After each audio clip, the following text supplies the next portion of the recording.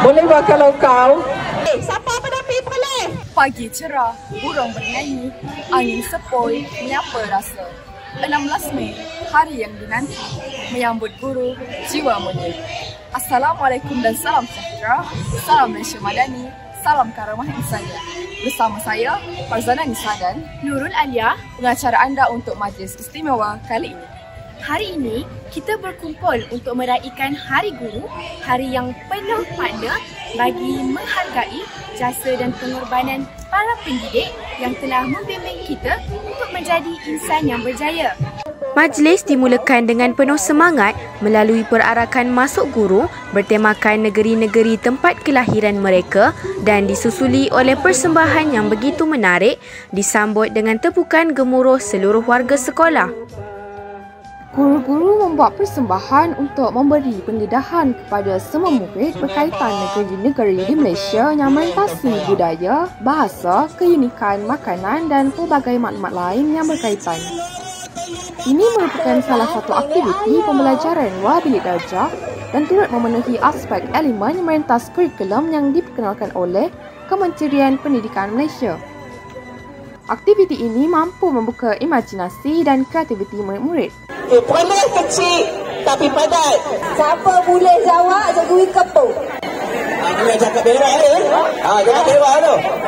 Hari bahasa Melayu ni. Bahasa berak panggil apa? Bukan water ya. Bukan. Seterusnya, amanat dan pesanan penuh inspirasi disampaikan oleh barisan pentadbir sebagai satu penghargaan kepada jasa dan pengorbanan guru dalam membentuk generasi masa depan. Acara diteruskan dengan penyampaian hadiah kepada guru-guru terpaling yang telah menunjukkan dedikasi yang luar biasa.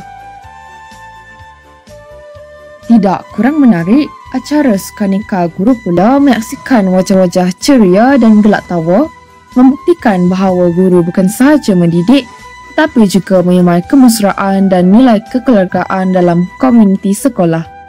Sesungguhnya, jasa guru tidak mampu dinilai dengan kata-kata.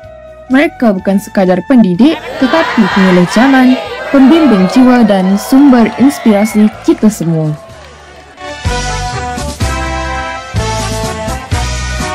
Hai. Okey, terima kasih anak-anak murid SMK Bukit Kecil Tengah kerana telah mengundi Cikgu Haida sebagai guru yang terpaling versatile ataupun serba-boleh. Saya ingin mengucapkan jutaan terima kasih yang tidak terhingga kepada semua murid-murid yang telah memberikan anugerah ini kepada saya. Sebenarnya saya cikgu baru di sini tapi saya akan membuat yang terbaik untuk murid-murid saya insya-Allah.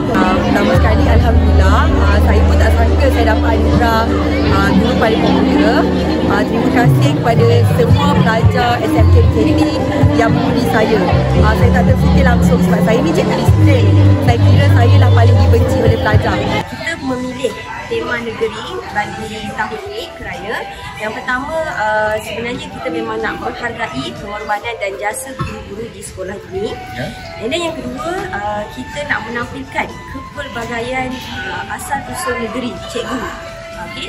Yang ketiga apa cikgu saya?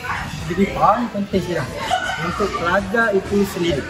Kalau pagi tadi, kalau dapat dilihatnya, bila setiap perarakan negeri itu bergerak, pelajar dapat mempelajari budaya, persembahan, nyanyian, pakaian dan sebagainya.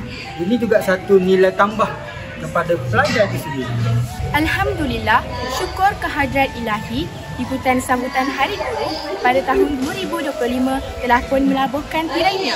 Terima kasih diucapkan kepada semua guru atas ilmu dan tunjuk ajar yang telah dicurahkan selama ini.